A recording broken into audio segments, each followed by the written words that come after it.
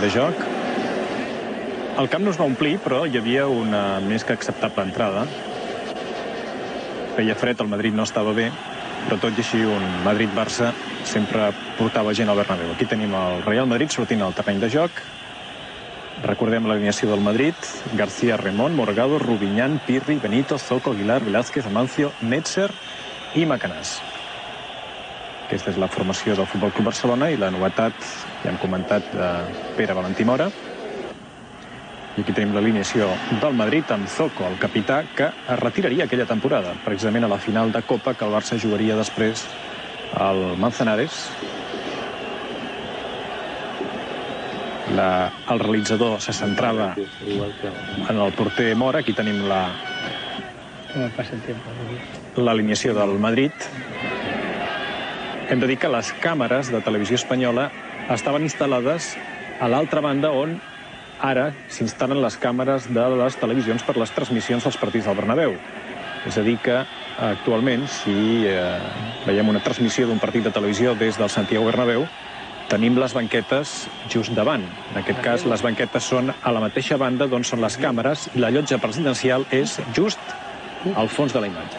Acaben de veure una mostra molt primeverenca de grafisme electrònic. Què els haig de dir d'això? Per exemple, la imatge de l'àrbitre amb aquestes línies de l'àrea puntejades a través d'un sistema encara molt primari de presència gràfica sobre la pantalla. Bé, tan primari com que el partit aleshores era en blanc i negre. Aquest periodista de la gabardina és Àlex Botines. Àlex Botines, que feia les fotografies, el reportatge gràfic i periodístic per Diari de Barcelona. Aquell reportatge no sortiria el dilluns. En aquella època dilluns no sortien diaris, només es podia comprar la fulla del dilluns. I el reportatge que feia Àlex Botines, com també el Morera Falcó, es publicava dimarts. Anècdota per la història: el partit va començar uns segons abans de les 8 de la tarda. Comença el partit al Bernabéu. La pilota és per al Barcelona. Aquí tenim Reixac. El moment que s'ho veu amb certa... De aburrimiento, ¿no? No s'amoïni que de seguida hi posaran remei. No hay jugadas... Observi. Aquí tenim Reixac. Esto lo hacía perfecto el recorrido. Recorda d'això, Marcial? Marcial, davant d'ell Netzer. Netzer per terra. Zoco superat i gol. És el primer gol del partit, gol marcat per Asensi. Ya empezamos ahora a estar más animados. Després de la jugada que veiem repetida de Marcial. Está muy bien, ¿eh? Muy bien. Buena Perfecto, jugada en banda, Asensi tiene muy bien centro al entrando. primer palo y un remate de cercano.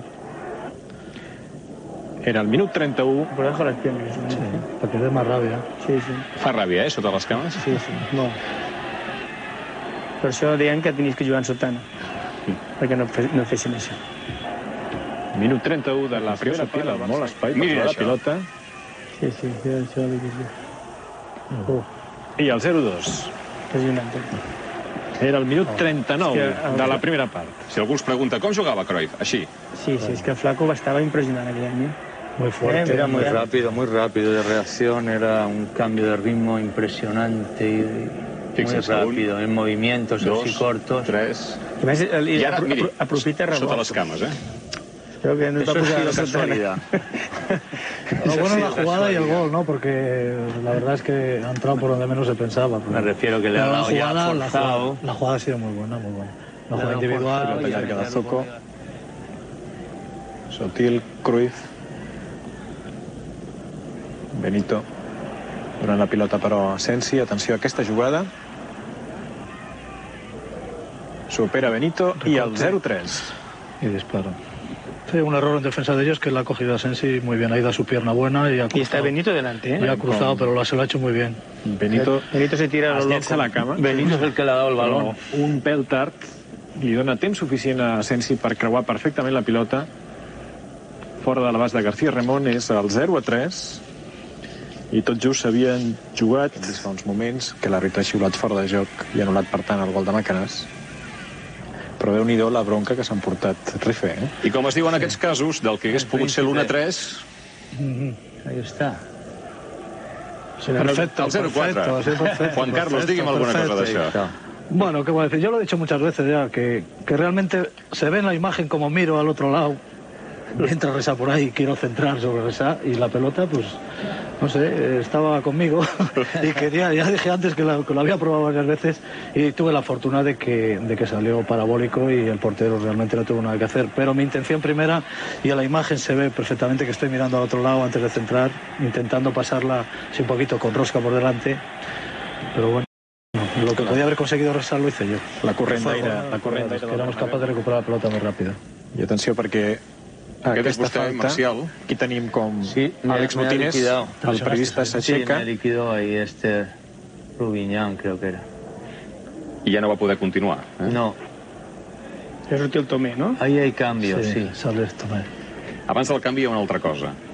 Estava rodant unes imatges just en aquest punt. I era una expressió del desencís absolut que hi havia, del desconcert més gran que hi havia a les files del Madrid. Esa Observin. también, sí. Sí, aquí el García Remón Le ha ja... rematado un metro. García Remón ja no se'n sap averiar, no sap què dir, no? Sí. Claro, habían abandonado ya en los marcajes, estaban desorientados, Fíjate que desanimados. hay dos del Madrid ahí. sobre- Dos del Madrid y uno salta al lado contrario, ¿eh? Muy cerca del portero también. Gol de També Sotil, Sí. el cinquè del Barça. Senyores i senyors, acaben de veure com arribava el gol que feia 0-5. I quin minut portava? 25. Imagina't. Sí, todavía queda. Vull dir jo que si s'hagués apretat una